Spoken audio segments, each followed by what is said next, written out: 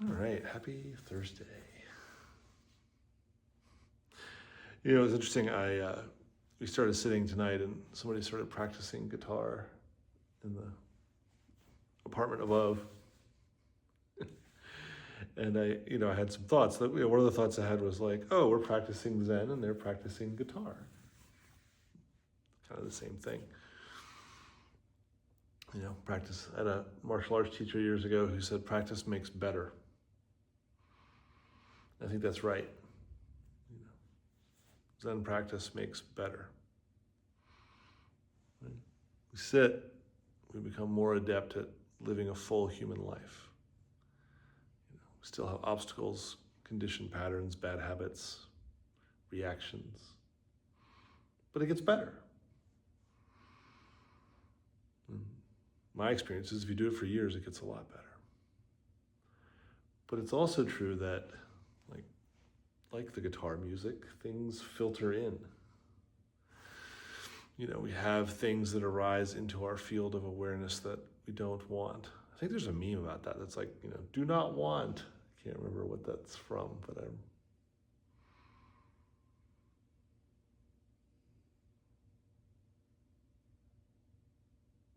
And interestingly,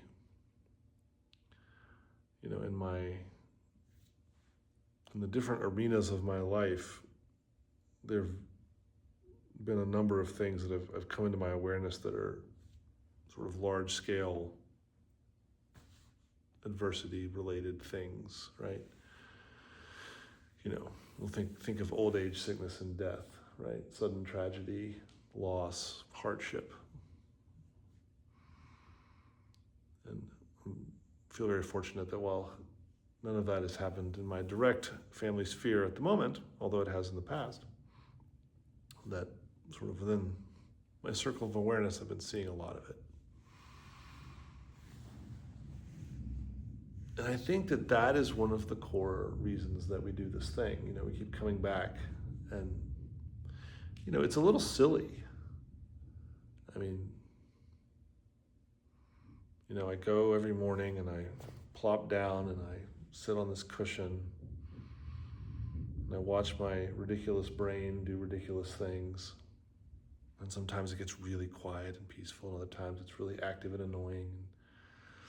Sometimes profound things happen, and sometimes nothing happens. Sometimes it feels like a waste of time. Sometimes guitar music that's mediocre at best filters in.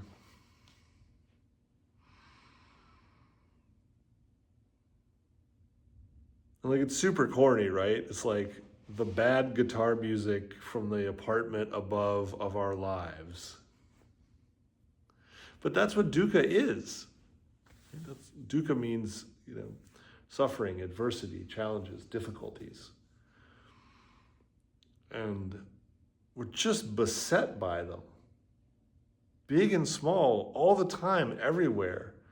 And not only are they all over the place, but there's a high fraction of our sort of societal structure that's finely tuned to make sure that you've got some dukkha to chew on at all times. My father-in-law, God love him, just a wonderful man, really good guy, But he, when tragedies occur, he sends texts to the family chat. And so, you could just be going along, weeding the flower bed, and oh, there was a mass shooting. I've turned off notifications on all the news apps years ago because I don't like stimulating my nervous system that way, but kind of doesn't matter, right? The stimulus, the dukkha finds you. There's the built-in stuff, old age, sickness, and death, right? Some days you don't feel good. Some days you realize you can't do the things you used to do, right? Some days the people you love are getting old. Old age, sickness, and death. These are three constants in our lives. But we are the first generation of human beings to have awareness of everyone's old age, sickness, and death across the planet. With very few exceptions, human beings have lived in roughly the world that their parents lived in. And those parents lived in roughly the world that their parents lived in. You know, I'm a social worker by training, and you know, there's a social worker saying, which is that what is possible is a short distance from what is. Right? So if I'm working in a big institution and I want to make a policy change and help a bunch of people, if I aim for a little further along, I'm likely to get it, right? And then from there, I can aim for a little further along, and we have incremental change over time, and all of a sudden we've, you know, radically shifted something, but we didn't do it all at once, right? It's called macro level social work, and it's true. It's absolutely true. If you're willing to accept small gains, you can make huge gains. But that isn't the world that we currently inhabit. You know, we currently inhabit a world that bears no resemblance to the world of 30 years ago. Just none. You know, 30 years ago I was 20, right? At 20, if I went to my grandfather's farm and he said, hey, can you bring the truck to the barn? And I jump in his 1965 Chevy pickup, right? So, you know, 30 years ago would be 1995, right? So that was what? 30-year-old pickup then, right? So I jump in that 30-year-old pickup, you know, the gear shifts on the tree instead of on the floor, but I understand how it works, you know, step on the clutch, pull the thing, off you know, go to the barn, load the truck, go do the things. Everything was recognizable, right?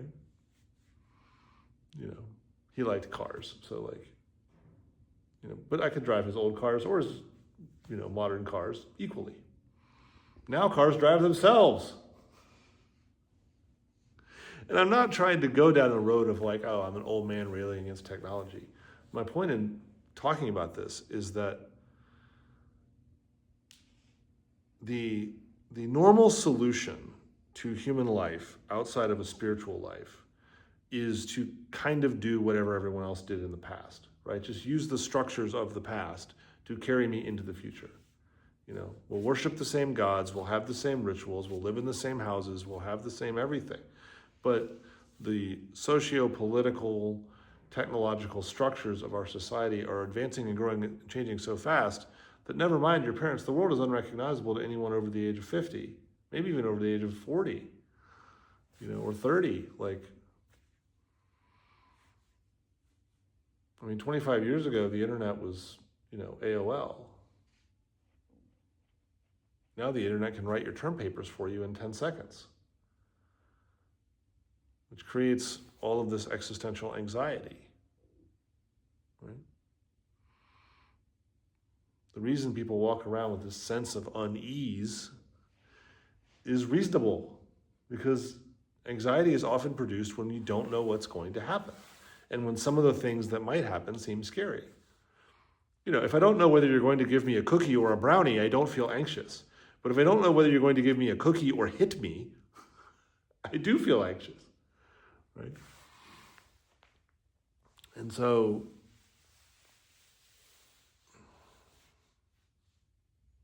you know, everyone makes fun of the boomers because all of their advice seems ridiculous. Well, of course it seems ridiculous. The world that they grew up in and the rules by which the life was governed are all gone.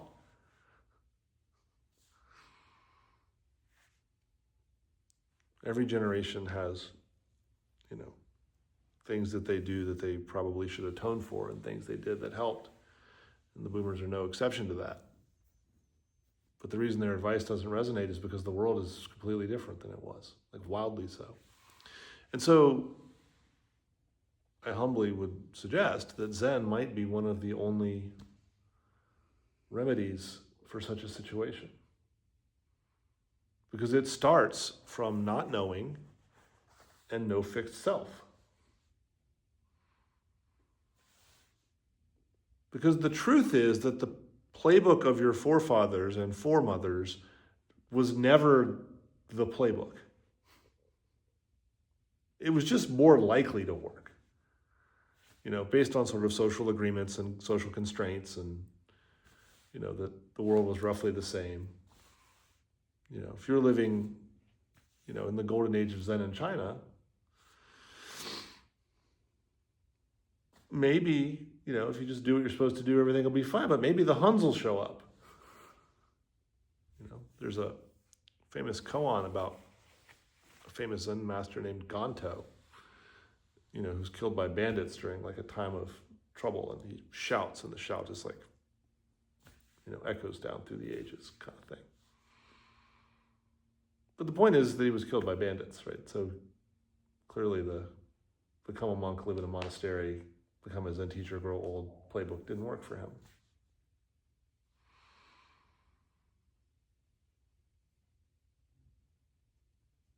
So that's the antidote in my view, right?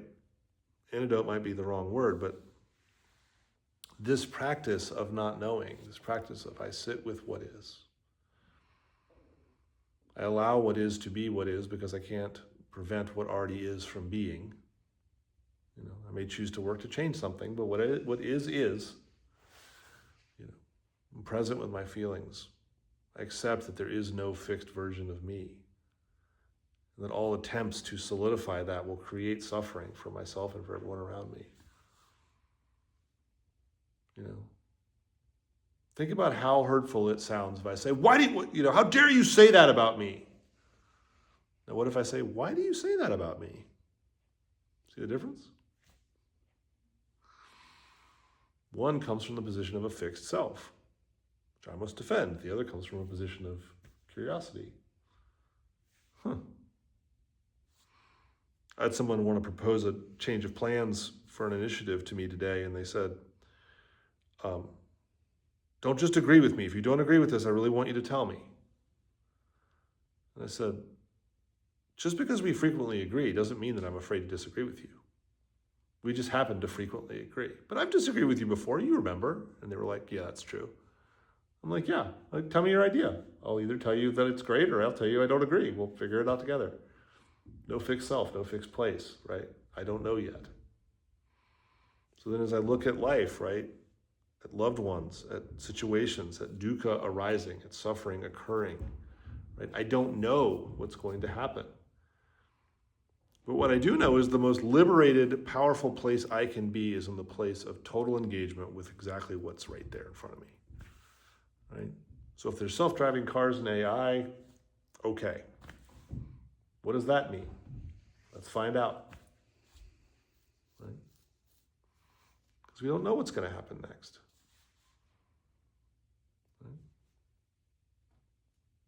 A nearby star might go nova and wipe out the power grid, and bye-bye self-driving cars. I don't know. I'm not sure the physics on that actually works out,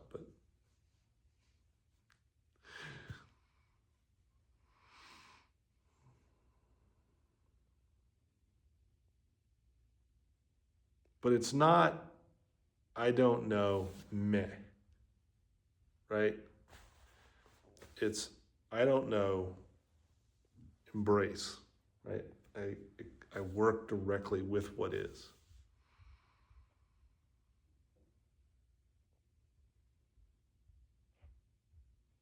This path is a path of courage. It's a path of fearlessness.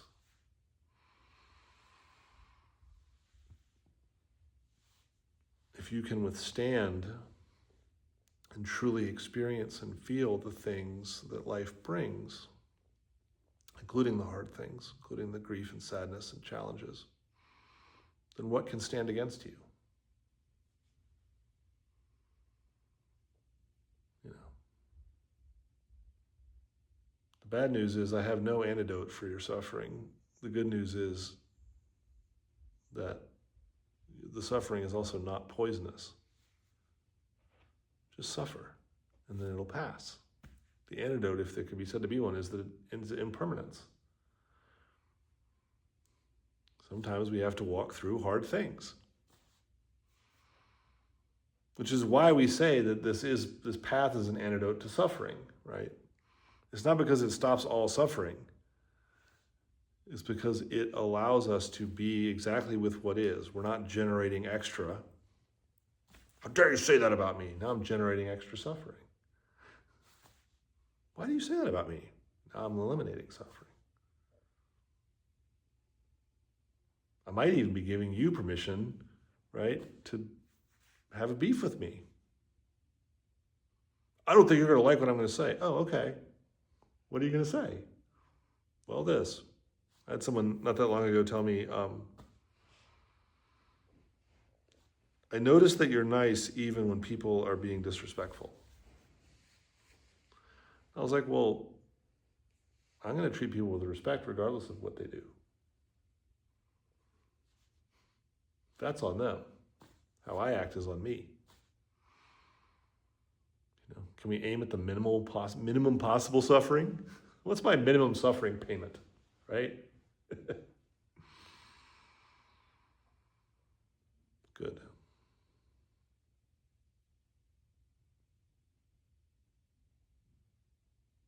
So, you know, when the guitar comes through the ceiling, just hear it. If the music is good, enjoy it. If the music is bad, just wait. It'll be impermanent. If the music makes you cry, just cry. If the music makes you dance, just dance. You know?